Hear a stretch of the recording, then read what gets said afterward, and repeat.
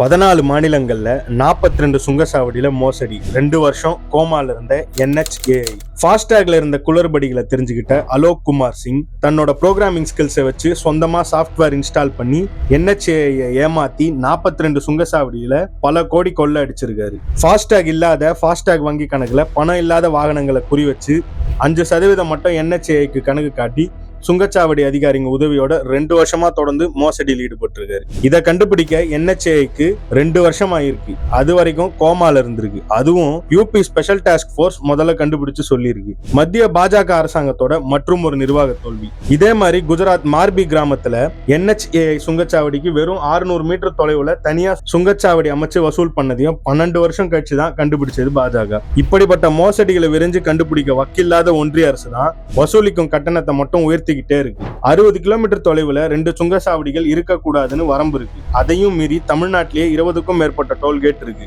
இதை மூடவும் மத்திய அரசு எந்த நடவடிக்கையும் எடுக்கல. எடுத்த நடவடிக்கை எல்லாம் ஒண்ணுதான், வாகன ஓட்டிகளை வதைக்கவும் விளையாட்டுறதுக்கு வழிவகுத்து சாமானிய மக்களை சாகடிக்கவும் டோல் கட்டணத்தை மட்டும் நிறுத்தாம ஏத்திக்கிட்டே இருக்குது. NHAI-ஓட சுங்க கட்டண வருவாய் 2019-20ல 27,503.86 கோடியிலிருந்து 2023-24ல 55,822.12 கோடியா 103.17% அதிகரிச்சிருக்கு. கட்டண உயர்வோட சேர்த்து நெடுஞ்சாலையில நடக்கிற சாலை விபத்துகளோட எண்ணிக்கையும் உயர்ந்துகிட்டே இருக்கு. 2022 நிலவரப்படி 1,51,997 நெடுஞ்சாலை விபத்துகள் பதிவாகி இருக்கு.